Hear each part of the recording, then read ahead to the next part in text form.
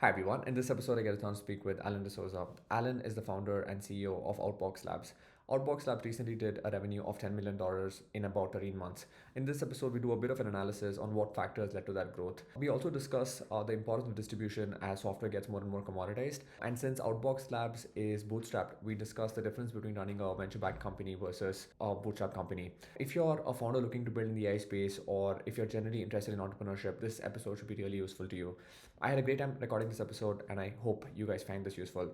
And with that, my friends, Alan Dsouza. If you look at the AI landscape today, there are multiple companies which are hitting record revenues in a very short time. And most of that is happening, let's say, in the US. And many people are just puzzled by the pace at which some of these companies are hitting. For example, Cursor hitting $100 million revenue, OpenAI hitting, let's say, billions of dollars in revenue. And looking at that, many people are also trying to understand in the application layer. One is in the foundation layer, but also in the application layer, how can we build companies which can use AI and scale those companies pretty rapidly? You, I feel, are one of those success stories where you've been able to launch a company, and one of the selling point is Outbox AI has been able to reach $10 million of ARR in 13 months. So wanted to understand, like, what is the approach that at least you kind of took? Because when you start with let's say building in AI, there are hundreds of things you can approach, right? There's use case in, let's say, marketing, there is use case in, let's say, manufacturing, in aerospace and drones. So maybe can you walk us through what was the how did you kind of approach it when ChatGPT hit, or when AI came to the mainstream? How did you think about it, and how you went about approaching that problem? Like you rightly said, I think there's a huge scope in the application layer for things to be solved, which can greatly enhance workflows for most businesses. And I think that's what we went after. We wanted to figure out how can we use AI at the application layer to help other businesses scale up their own businesses. Whenever you help a business scale up and whenever you help another business grow through your tools, through your products, I think that's where you create maximum impact. And that's what we went after. How do we use AI? I mean, my earliest stint with what we were building was when I think GPT was at version 2, much earlier than when ChatGPT came out. And we were trying to figure out, we were like, wow, we were already amazed. We were looking at how the APIs were throwing out amazing content creation. It had amazing content creation capabilities. I was thinking to myself, how can this be used to automate workflows? How can this be used to improve efficiency, or how can this be used to reduce expense on repetitive things? And that's what we kind of put together in most of our products, which is making repetitive actions cost effective and ensuring outcomes at scale using AI. This was the basic motto behind all of our products, and building to help other businesses scale. I think that was what we went after. So with these themes, that's where it was easier for us to kind of get user adoption and, of course, relentlessly solve a problem. I mean, keep on going after customer feedback, keep on asking what is working for customers, and that's what kind of worked for us. Correct me if I'm wrong. Like, I mean, because you also mentioned you've been playing around with, let's say, GPT-2 APIs, which, so GPT-2, I think, released in 2020, 2021. The numbers that, at least, I think most of the people who came to know about you, maybe I think they started when Reach Box or Zapmail hit like record revenues and all that. So, but I wanted to understand, like, was that the first like API business that you experimented with, or did you try multiple, let's say, in content space or content creation space or any other space that you? No, of course. So, I mean, earlier to this, I experimented with my previous venture where I was trying to use these APIs to kind of personalize outreach to creators and try to see, okay, how can I have very hyper personalized outreach for, acquiring creators. So my previous venture was in the creator space, in the creator economy. And what we were doing there was whenever somebody uploaded a video, we would put it to Whisper, get the transcript of the video, then hyper personalize emails based on the transcript of the video. And we would write an email saying, hey, Ashish, I saw a recent video about, so and so, and loved what you spoke about this.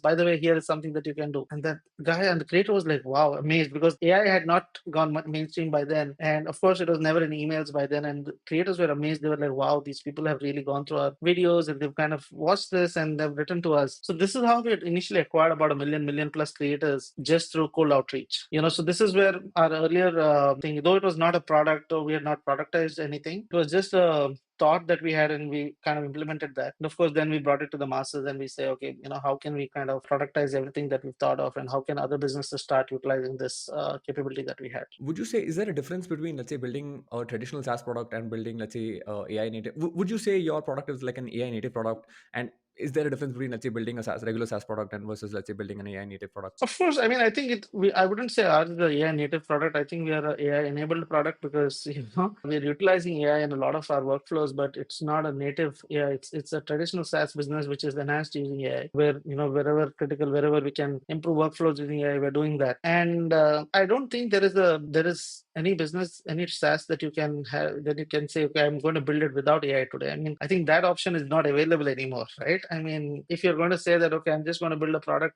which is not which is not going to be AI enabled, I don't know how many people are going to be willing to try out your product anymore. So and it's not fair as well, because if AI can enhance your workflows, I mean, why would you say I'm going to build a traditional product anymore? So that's where it is. And in terms of building, I think, of course, building has greatly improved, and the time to build has reduced significantly after AI has started getting into the workflows. Of course, in our case, especially, if like earlier, we used to have backend developers, front end developers, and so on. Now there's only full stack developers throughout, because everyone is able to build or complete their entire skill set using an AI, right? So AI is then becoming their co-pilot to say that, okay, here is what you can do, here is what we can do better, and so on. So of course, your time to go live definitely reduces, your cost to build definitely reduces. I don't see a reason. I think this is the decade of, as you call, entrepreneurs, right? Wherein teams are getting smaller. 2 3 member teams are kind of releasing products very quickly, and I think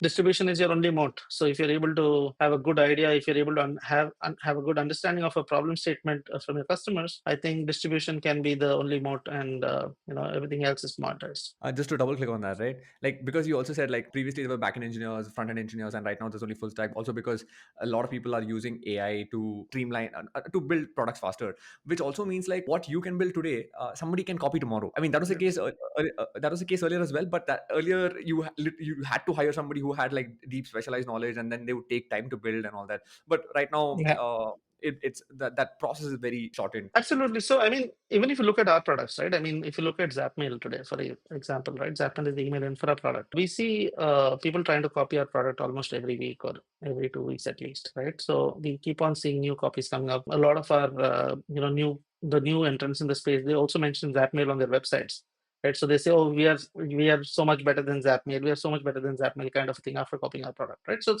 I call it a TTC, right? Time to copy kind of a term, right? So, there that time has significantly dropped, because anybody can look at it. You can ask, okay, we can ask AI to kind of look at this product, create a product plan, and tell me the best ways to build this product, kind of very quickly build it out. But I mean, with all of this said and done, our product is the only product which is actually still able to deliver at scale, still able to scale significantly, while anybody who's copied us is still not able to get that traction, right? So the most important thing is, like I say, building products is still very commoditized. Distribution can be your only mode, and customer success, of course, right? Understanding what your customers truly want. Are you really delivering what they want? Are you able to deliver at scale? So your products, one is the part where you build a product, which is the 0 to 1 journey. Then you get your initial customers, and you say, okay, I'm iterating the product based on my customer success. That is the 1 to 10 journey. But your tougher journey is the 10 to 100 journey, where you're able to deliver at scale. So today we manage about 500,000 mailboxes active, right? At that scale, it is then true fundamental engineering that comes into play, right? I mean, you cannot then think about saying, okay, my co-pilot is going to help me scale. It is then your true fundamentals of engineering that come into play. How do you handle so many requests, or how do you optimize your code to such an extent that you're able to deliver? How does your DevOps function? All of that stuff. So I think that's where it is. So one thing I wanted to ask you is, like, I mean, how do you think about building products where, like, my understanding of this is, like, let's say you start working on a problem, like, and you may get, let's say, your first customer, and then you may get your 10th customer, maybe even your 100th customer. But, like, how do we figure out, like, if that problem may not scale over, let's say, after, like, 100 customer, right? It becomes very difficult to, like, get to the next one and, like, really scale it. Is there a trick, or is there any heuristic that you might use to, like, figure out problems that really scale versus, like, jumping into problems where initially it might be easy, or there might be some interest but it may not really scale? Yeah, so this is something that either you need to have an eye for identifying these problems which have a massive TAM, or you learn it over time, right? I think for me, I learned it over time, right? But it is definitely a skill set that an entrepreneur should have, being able to identify problems which are actual painkillers, not vitamins, and have a massive TAM. So you can have a lot of painkiller problems, right? Which is, you can build a lot of painkillers, but maybe they don't have that TAM, right? It might be a painkiller to a few people. Then you reach that problem where you say, I have 100 customers or I have 200 paying customers, great, but I'm not able to scale beyond this, because then it becomes a lifestyle business, and then you're like, okay, maybe not many people had this problem at all. So I think identifying that uh, pain which is there for a massive TAM is very important. And normally, I think TAM, or this follows where you're able to deliver value or help somebody either save money or make more money. Right? If you're building in the B2B space, especially, I think these two things are very critical, which is, does your product help you save money, or does it help you make more money, or does it do both? If your product can do both, then you are talking of a viral loop over there, plus a large TAM. If I have to give you an example of our products, if you look at Reach Inbox, for example, Reach Inbox helps you save money because it uses AI to find leads. It uses AI to kind of verify those leads. It uses AI to write personalized email copies for you.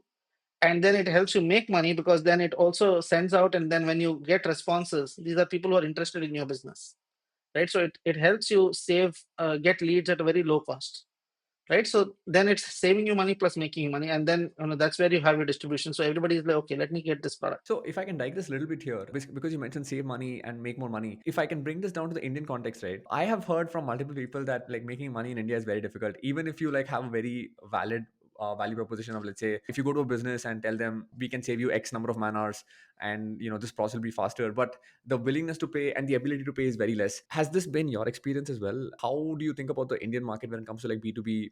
And is that one of the reasons why you kind of built, let's say, a global product rather than focusing on Indian per se? I mean, of course, I think we are very value-driven buyers, right? I mean, every time we come to that value mindset, and wherein we value money over time. In economies where you value money over time, then it becomes extremely difficult to go and convince them to buy versus build, right? Why would you buy when you can build? Because then you're anyways valuing money over the time that you would have, right? So I think that is a fundamental problem that we've seen, but that is changing significantly now, right?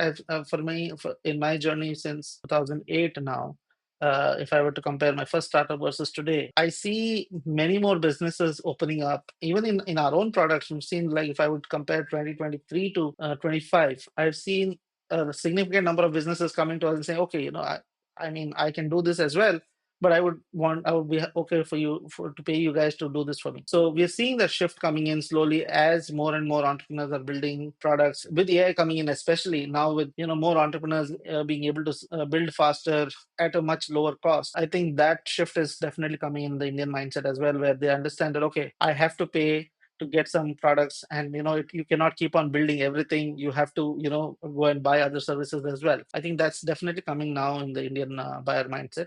But I do agree that earlier this was the case where we value as a value driven customer, we definitely value money over time. My understanding of Outbox Labs is like, so there is Reach Inbox and then there is a Zapmail as well. So these are two independent entities, right? Like, I mean, two separate offerings, yeah, products. Could you walk me through like the inception of both these? Like, how did you come up with Reach Inbox and then Zapmail? Of course. I mean, so I've been in the cold outreach space since my first startup, right? I mean, I don't know how, but I think I realized that the ability to reach anybody through email is much more simpler right from my first startup. And, of course, cold emailing was much more easier those days, right? You used to have these extensions, or, used to have these kind of tools which would directly connect your Gmail and mass send 500 emails from your Gmail account, or, stuff like that. There was no need of having time gaps or personalization, nothing like that. You would just put a copy, and then that email goes to all the 500 people. In fact, earlier people used to just put all of the email IDs in CC field, and email still used to land in the inbox, right? So I've seen that space, and then we said, okay, we saw personalization come in and so on. And when AI came in, I said, wow, this is a game changing moment right now, because with AI coming in, we were able to then personalize the entire outreach, make it so what is the value that you're adding to that specific customer, right? So if I'm reaching out to XYZ, I'm telling him why my solution is the right fit for your product, for your business. And that's where the game changer came in. And I said, okay, this is something that we definitely need to productize. This is not something that we can sit on. This is going to add massive value. And that's how we started building out Reach Inbox. The intent was very simple: have a single prompt wherein you can search for leads, personalize outreach, and get leads at maybe 100 the cost that you would spend on Google ads or Facebook ads. And thankfully we were successful in that. But 2-3 months down the line, I was like, people started abusing the shit out of us. They're like, what are you guys doing? You guys have the worst product. You guys have terrible product. Please don't build if you can't. And I was like, what? If it was working for us, why is it not working for you? And then we kind of started looking at their accounts, and we saw them using these SMTP accounts. They were using shady resellers, people who are using invalid accounts and all of that stuff. And that's when I realized that, okay, the larger problem is in the infra space, wherein, okay, you have a sending tool, you have a lot of people who are building in the sending tool. And I said, but nobody solved for the infra space at all. Nobody solved how you could actually get mailboxes which could deliver to the inbox. And that's when we started building Zapmail, because it was a problem that our customers threw at us by abusing us. And we realized that, okay, this is something that we need to solve if we don't want to get abused. So that's how we started building Zapmail. And we were trying to solve it. I used to, because I used to do it manually earlier. I used to set up these mailboxes manually. I figured out how we do it manually, because even when I was doing outreach, I used to do it manually. So I said there has to be a better way to do this. We built out a way where you could do a one-click setup of mailboxes, DNS records, domains, all of that stuff, and people loved that, right? Because it was a pain area that they were facing, it was a pain area that we were facing, and we solved it based on the pain that we had. For Zapmail, at least you figured out the problem while working on Regionbox. But my understanding is Regionbox was already a crowded market, right? Like there were already multiple players in that Of market. course, Am I wrong? of course, there were a lot of players, and that's why I built it. Because, and it's a very interesting point that you brought up. I built it because I tried to use a lot of the existing providers as well when I was trying to do outreach, and none of them could solve this personalization problem that I had. None of them could actually hit the inbox the way I wanted to hit it, right? And then I said, okay, I need to build this out by myself. That ability to personalize based on your recent activity, based on what you do, based on your website. I had to do all of this manually earlier. So I said, okay, there should be a better way for people to actually be able to personalize based on activity, based on anything, based on terms that you put, and then send out these emails. That's what Reach Inbox did. And while we were building, while I came out and I was trying to build and solve for this problem, and I was of course initially trying to look at raising a seed round or something like that. Some of the angels or VCs I spoke to said, "Oh, Alan, I think you're stupid. Why are you doing this? This is a red ocean. This is not something that you should be doing. Everybody, there's a lot of competition over here. There's outreach, there's sales loft, all of the $1 billion plus companies, Apollo is there. And, you shouldn't be doing any of these things, right? I mean, why don't you solve something better?" I'm so thankful to them that, they were able to guide us and say that, okay, this is a red ocean, this is an opportunity. So what is a red ocean? Red ocean is something where a lot of people are having to solve that problem, which means that the TAM is also massive. And if you're able to solve in that crowded space, you have an audience that is willing to pay for your service, right? So that was my takeaway from all of the discussion. I said, okay, let me build out in that red ocean and then try to, see how we can grow from there. Of course, we didn't raise capital and we bootstrapped the entire journey. And, thankfully we were able to get customers to fund our journey and grow from there. So I have a weird question here. Generally, when people bootstrap companies, like they're generally, what is bootstrapping? I mean, it is funding your own company, and generally, it's mostly done by you don't pay yourself salary, or it's done like that. At least that's my understanding. And when you think about that, mostly it's done by, let's say, people in their young, when they are in their early 20s, because you can afford to not take a paycheck, or you can convince your friends to kind of join you and all that. You seem to be like early 30s, maybe mid 30s, I'm not sure. So is there a difference between, let's say, bootstrapping when you're like in your early 30s, if I was to push it like mid 30s, or and as opposed to when you're doing it like young, or is my theory false? I think very, very valid question and a great question there. I think for me, I've bootstrapped when I was in my early 20s. I mean, late teens rather.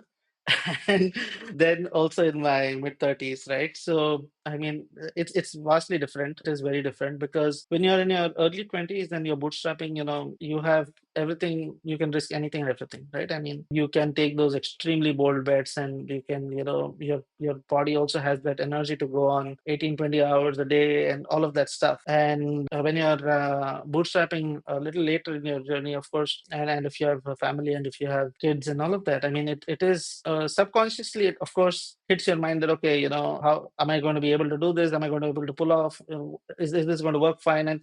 And that kind of changes your decision making as well on the bets that you take, right? Thankfully, I had a very supporting family, and also had a very supporting team, which kind of said that, okay, we'll figure this out, and let's, don't worry about anything. Let's figure it out and let's build this out together. So that's that. I think if you are supported by a great team and family, I think then nothing, you then become unstoppable. One of the reasons I asked the earlier question about like how there were already multiple entrants in when you started Reach Box. So like what I took away from your answer was mostly like, is it just personal conviction that you tried out multiple things and you kind of had the intuition that it's just not I feel like you had a market understanding of what is the current offering, and then you decided Yeah, with personal conviction that it is. So absolutely. for people who are trying to build, in general, nobody thinks of a novel idea, right? It's very rare somebody thinks of a truly unique idea. So if they think about something, it's mostly somebody's already building that. So like, how do you have any advice on like how they should think about when to kind of really go ahead? And maybe sometimes the VC advice could be true, right? Like maybe people are building a solution which nobody needs, or maybe where there's just too much competition and difficult to enter. So any thoughts on how to think about those problems? The way to look at it is, when you're building, are you building for VCs or are you building for yourself, right? This is a very important question to answer, right? So a lot of times I look at entrepreneurs who are building for VCs, who are building to raise capital. That's the challenge, because then you're looking for ideas that can get funded. That should not be the basis of you building. Funding should come, or you should raise capital to grow your idea, to grow something that you've already found a PMF in, or you found some conviction, or you're solving something already. So you found conviction, you have deep market understanding, and you're solving over there, and then you raise capital. That's a different story. Versus you're trying to find an idea that can raise capital. That's a very, very different story. And today, unfortunately, I see majority of the startups and majority of the early guys, founders, trying to find ideas that can raise capital. In our case, it was that we had very deep understanding of the space. I used to send million plus cold emails myself every month, right? So I had set up the infrastructure by myself. I had set up workflows by myself. So I knew, and I'd used every possible tool in the space. I understood what are the strengths, weaknesses of every tool that was there, and I knew exactly what are the gap that we were kind of solving. Right. So that was the conviction with which he said. And when the VC said that, okay, this is not something that we see as a fundamental idea, I agreed with that, because then maybe they may not be able to get that 100x outcome with whatever they're looking for. So it's not necessary that every idea should be VC fundable, because they have their own metrics to deal with, and they're going after moonshot, wherein they say that, okay, possibly this goes on. But for most entrepreneurs who are trying to build out, I would suggest that look at an idea that already exists. Maybe look at an idea that already has a TAM, and look at something where you have deep understanding, where you think you can solve better, and build on that. Right? You already have an audience which is willing to pay. You already know what are the sources that are there. Just understand, how can you be better at it? How can you build something already better? Are you just don't just copy, of course, right? Because then that leads to nowhere. But can I build something which can be better? Do I have a deep enough understanding that, okay, if I solve this, I'll do a 10x better product? Right? What is the delta that you can add in your customer's life? That is the answer that you should be seeking, right? And the day you have that, then you're solved. I mean, that's the idea that you want to work on. Is there any, I mean, talking to your founder friends who might be running companies which are venture funded, is there any major difference that you are seeing between conversations you might have in terms of, I don't know, daily, day to day, or just the way they think about things versus like what their priorities are versus like what you have to, is there any difference or? Of course, of course, of course. I mean, my previous venture was venture backed, and then we decided to bootstrap this one. There is a fundamental shift in venture backed ventures versus bootstrap ventures. When you bootstrap, you're being very frugal. You're thinking of every move, whether this is really needed. Will this add any value? Will this add value to our customers before building any feature? So your risk taking appetite is quite low,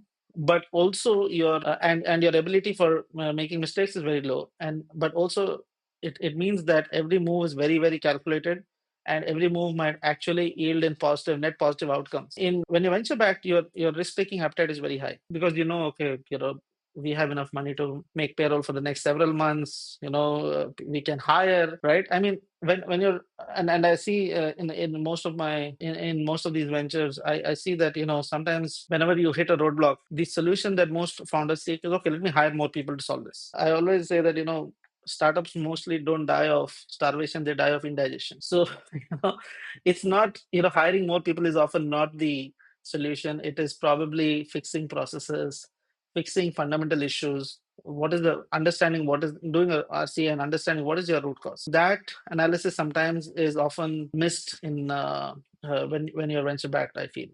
This has been my understanding as well. But in Bootstrap, you don't have the luxury. You kind of ensure that you're checking every move. You know what you're doing, and yeah, then you scale. The flip side though is when you're bootstrapped and when you're doing things, so it takes a huge amount of time to scale. Takes, even if you have achieved a PMF, your time to scale might be very high Why is that? because you don't have the capital. You have to reinvest your profits, right?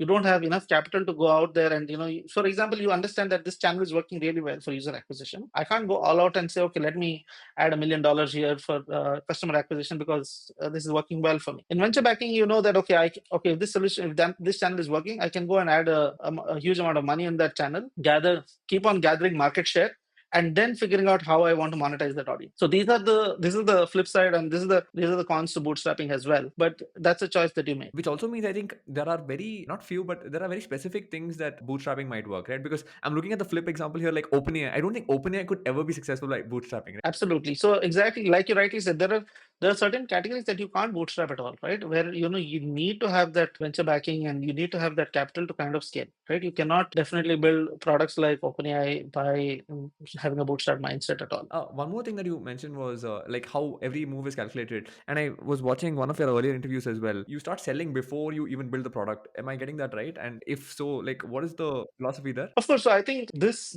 came in after my first venture, wherein I said, okay, now the learnings for us is while you're building, before you build, only start distributing. Understand what your customers want. So build a launch list, build a wait list for your customers. Try to understand what they're really looking for, why are they even coming to you, and this also helps you in your first MVP. That okay, what is the demand that I have? What are the feature sets that I need to release? What is important? And then, like for example, on Reach Inbox, we've used the Canny board for people to go out and tell us that okay, what is it that you need next? And people are upvoting and saying that okay, this is what I see very important. So I think when you kind of start selling before you build, you understand that the conviction is also shared by multiple more customers who are willing to get on your wait list, who are willing to pay for your product, and also to understand whether the feature set that you've decided is the right feature set that you want to go out with.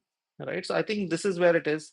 And this initial audience, maybe the 100, 200 that get on your wait list, they become your seed list, right? They become the list which is going to go and get more people, go and talk about it.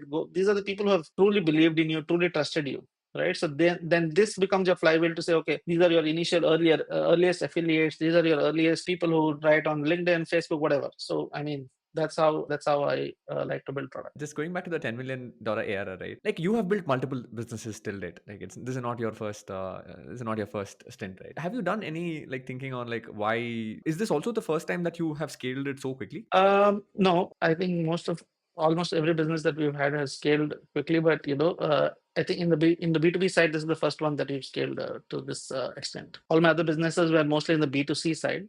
This is the first time I'm building in the B2B side. Considering this is also your first one, right? Or first B2B stint, have you thought on like what are the attributes that led to this one doing so well so quickly? Any pinpoints or any specific advice that you might have? I think across all the businesses that we've built, right?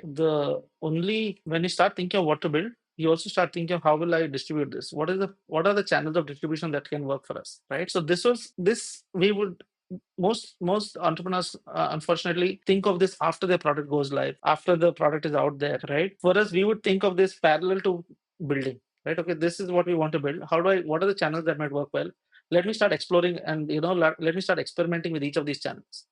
This happens in parallel to building, right? So for example, while we're doing Reach Inbox, though we started building in October, and we said, okay, we wanted to get our first version out by December. On the day, our developers had a tight deadline to launch it on the 5th of December because by 5th of December, we had all our distribution channels in place. We had a ready set of affiliates who were out there. We had posts that were created. We had all of this content in place. Around 5th of December, there was so much of noise that was already going to happen. So developers didn't have an option. They were like, dude, we have to get this product out. And on the 5th of December, when we launched, it was like everybody was talking about this product. That's how we kind of created that noise, and everybody suddenly was like, okay, who are these guys? Why is everybody talking about them? So I think understanding what what are your distribution channels, and preparing for distribution even before your product launches.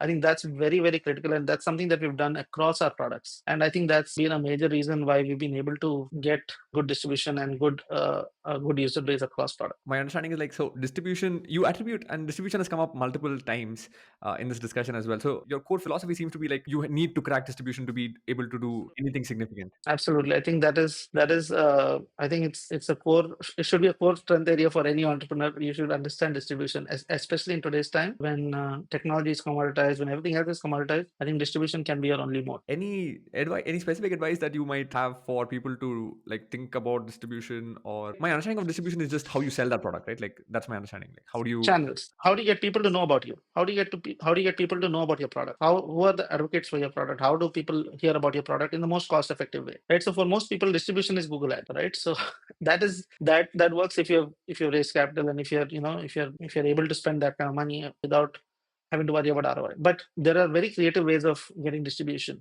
both in B2B and B2C. And understanding how can people get to know about me in the most cost-effective way? How can I get my product in front of the largest possible TAM in the most cost-effective way? I wanted to just go back on AI for a second. As a founder, do you personally need to keep up with a lot of things that are happening in AI so that you are at the forefront, or do you think at this point it's not very needed? As a founder, you definitely need to keep up with everything that's happening in your space, especially if you're building in technology, or if you're building in SaaS. You definitely need to know what's going on around you. If if you're not going to know what's happening, then you cannot afford to not. You need to know what's happening. You need to understand. You need to have a deep understanding of the space. You can't outsource it to a CTO. And There is no outsourcing. There is no outsourcing, right?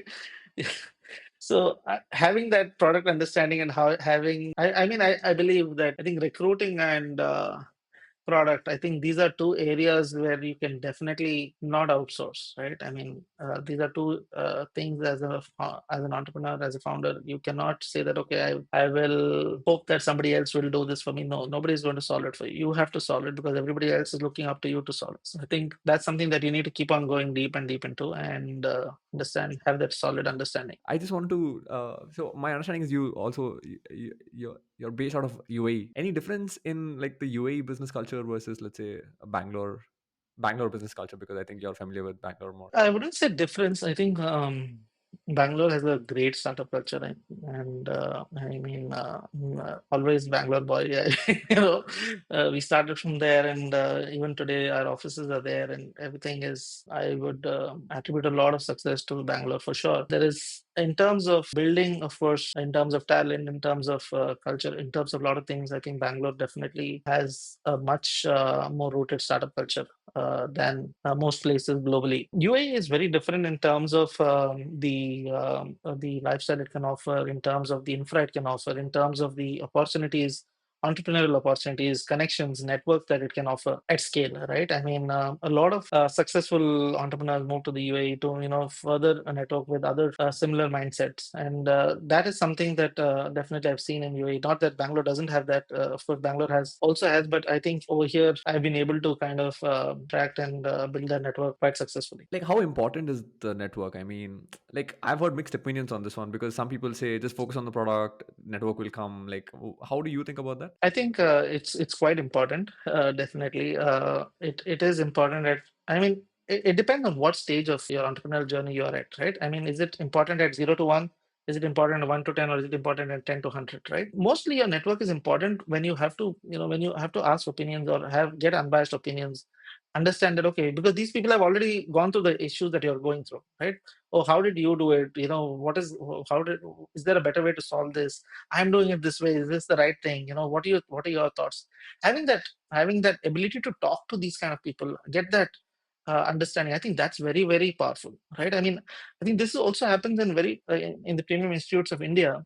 I think that is one huge advantage that these folks unlock, which is if you're in any of the top tier institutes, they have that network of folks who are already, who are trying to do the same things, and you can very quickly go and ask them, okay, how do these things work? For example, my previous co-founder, he was from IIT, and they used to have that opportunity to kind of quickly go gather feedback from each other, very quickly iterate. Okay, this is what has been happening. Okay, I'm looking at this vendor. Have you guys, anybody worked with this vendor? What are your thoughts? Right. So to gather that feedback, I think that is a very powerful outcome of having a strong network. Alan, on that note, thank you so much for taking the time. Really appreciate it. And yeah, thank you so much. No worries. I mean, it was great being here. Thank you for the very all of the questions that you asked were very interesting, very well thought through, and great stuff here, Ryan. Keep up the good work.